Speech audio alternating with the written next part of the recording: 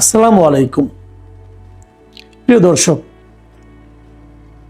আজ সোমবার মানে 16ই ফেব্রুয়ারি, আগামীকালকে সকালে মানে মঙ্গলবার সকালে নবনির্বাচিত যারা সংসদ সদস্য হয়েছেন তাদের শপথ পড়ানো হবে এবং সম্ভবত এই দেশে প্রথমবারের মতো দুবার শপথ পড়ানো হবে। দুবার কেন? দুবার এ কারণে যে একবার শপথ পড়ানো হবে সংসদ সদস্য হিসাবে, আরেকবার শপথ পড়ানো হবে সংবিধান সংস্কার পরিষদের সদস্য হিসাবে। একই লক্ষ্যে পড়ানো হবে, কারণ তারা সংবিধান সংস্কার পরিষদের সদস্য হিসাবে শপথ নেবেন এ কারণে যে তারা দায়িত্ব নেওয়ার পর আমাদের সংবিধানটাকে সংশোধন করবেন এবং সেটা জুলাই সনদ অনুযায়ী করবেন। এরকমই আবদার চলছে, এরকমই নিয়ম। এটা আলী রিয়াজ সাহেব বলেছেন এভাবে করতে হবে।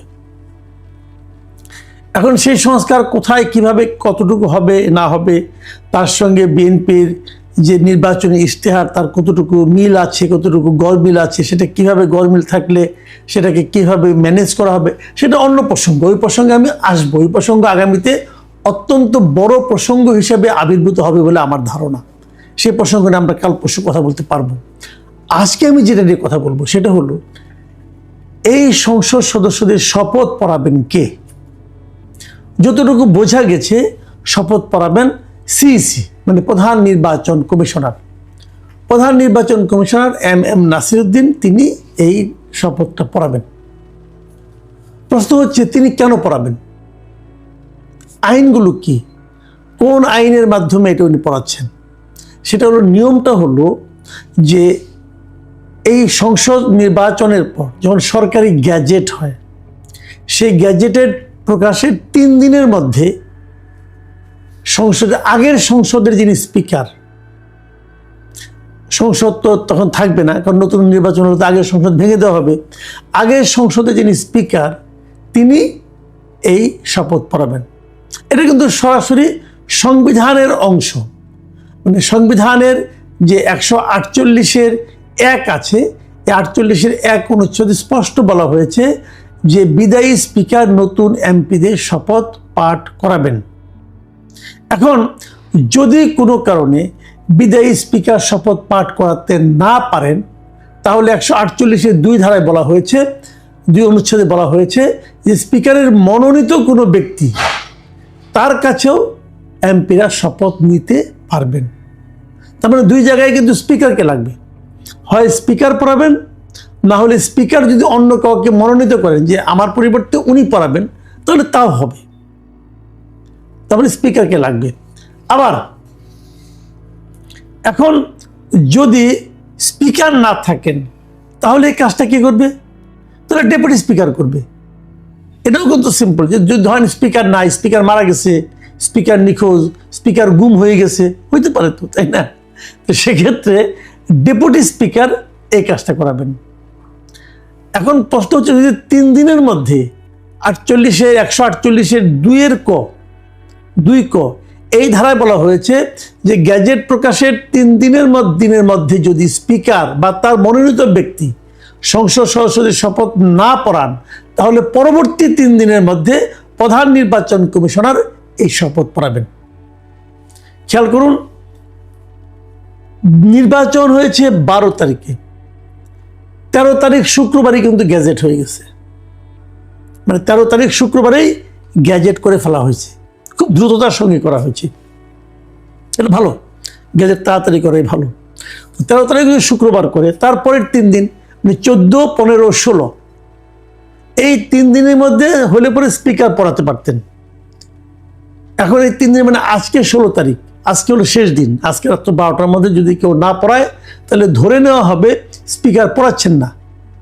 এরই মধ্যে কিন্তু প্রস্তুতি নেওয়া হয়েছে আগামীকালকে মঙ্গলবার সকালে এই শপথ পড়ানো হবে। যেহেতু স্পিকার নেই, স্পিকার পড়াইলেন না 3 দিন, অতএব প্রধান নির্বাচন কমিশনার তিনি পড়াবেন। এই পর্যন্ত সব ঠিকঠাক এবং সেই অনুযায়ী বিভিন্ন জায়গায় দাওয়াত হয়ে গেছে। এখন প্রধান নির্বাচন কমিশন পড়াবেন, এটা কিন্তু আগামীকালকে পড়ালে এর কিন্তু আইনগতভাবে কোনো বাধা নেই। এখন আমার প্রশ্ন হলো আমি এটা বস্তুটা করছি কোনো ঝামেলা পাকানো, আমাকে অনেকে মনে করেন যে আমি বিভিন্ন রকম ঝামেলাটা পাকাই, বা এই ঝামেলা পাকাই না। আমি এই প্রশ্নগুলি করি এই কারণে যে এই প্রশ্নগুলি কিন্তু পরবর্তী সময়ে কখনো না কখনো উঠতে পারে।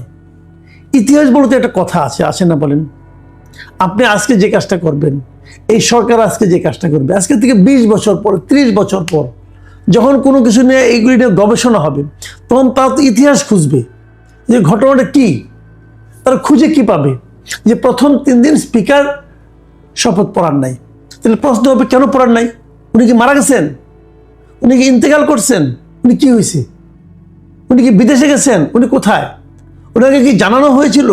ওনাকে বলা হয়েছিল আপনি আসেন? উনি বলেছেন যে আমার পেট ব্যথা, আমি যাবো না। কিছু একটা হয়েছে তো, কি হয়েছেটা কি?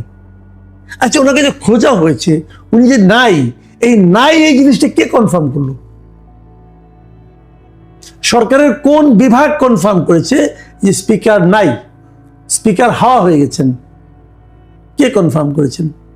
আপনাদের নিশ্চয়ই মনে আছে যে 2024 সেই গণ অভ্যুত্থানের পর যখন নাকি বিভিন্ন লোকজন বলা হচ্ছিল তারা সেনা নিবাসে আছেন, সেনাবাহিনীর এখতিয়ারে আছেন, তাদের হেফাজতে আছেন, এ ধরনের নানা ধরনের কথা কিন্তু বলা বলি হচ্ছিল।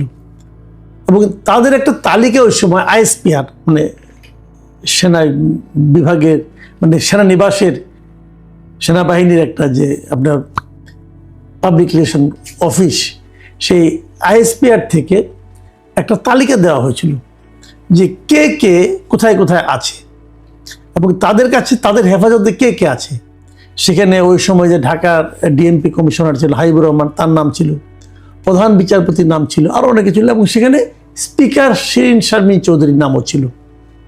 ওই তালিকার 4 নম্বর নামটা ছিল ডক্টর শিরিন শারমিন চৌধুরী, জাতীয় সংসদের স্পিকার। তিনি তাদের হেফাজতে ছিলেন। এবং ওই 11 নম্বরে ছিল ডেপুটি স্পিকার শামসুল হক টুকুর নাম। এরা উভয়ে সপরিবারে ওনাদের ওখানে ছিলেন। তো শিরিন শারমিন এই শামসুল হক টুকুকে তারপর সেখান থেকে আপনার একটা মামলায় অ্যারেস্ট করে নেওয়া হয় এবং উনি এখন জেলে আছেন, একটা মামলায় অ্যারেস্ট হয়ে উনি জেলে আছেন। শিরিন শারমিন চৌধুরী কোথায়? উনি তো জেলে নাই, তাহলে উনি কোথায়? ওনার খবর কেউ বলতে পারছে না। উনি ছিলেন তো সেনা হেফাজতে, তা সেখান থেকে কোথায় গেলেন? তাহলে এটা সেনাবাহিনীকে জিজ্ঞাসা করা হোক, ভাই আপনারা ওনারা কি করছেন?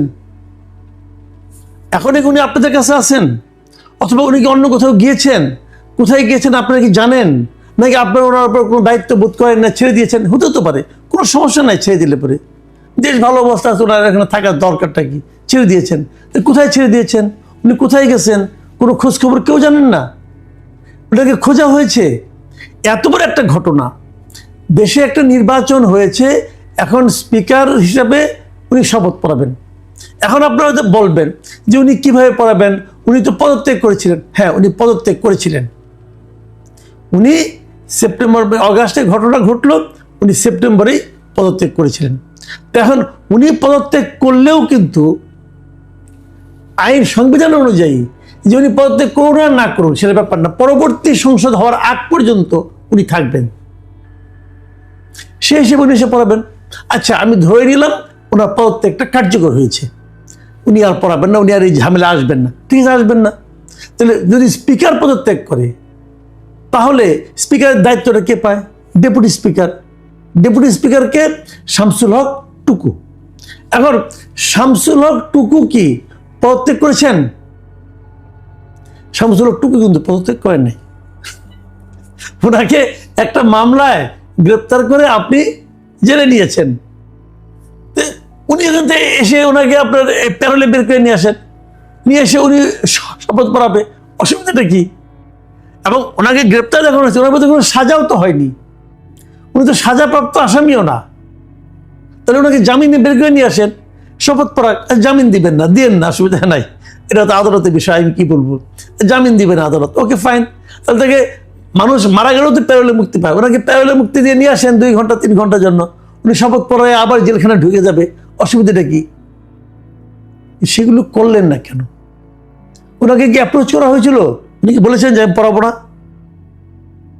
3 দিন তো আপনার বসে বসে জাস্ট সময় ক্ষেপণ করলেন ইচ্ছা করে, যাতে নাকি চতুর্থ দিন আপনারা সিইসিকে আনতে পারেন। দেখেন এই যে পুরো বিষয়টা না, এই বিষয়টা যে কেন করা হচ্ছে, তার মানে আপনারা ওনাকে দিয়ে পড়াবেন না, সমস্যা নেই, কিন্তু আইনটা তো দেওয়া নেই। ওনাকে পড়ালে কি আপনাদের মান সম্মান যাবে? আমি একটা ঘটনার কথা উল্লেখ করি, পুরনো ঘটনা। আপনাদের মনে আছে 90-এর গণ আন্দোলনে কিন্তু এরশাদ সরকারের পতন হয়েছিল।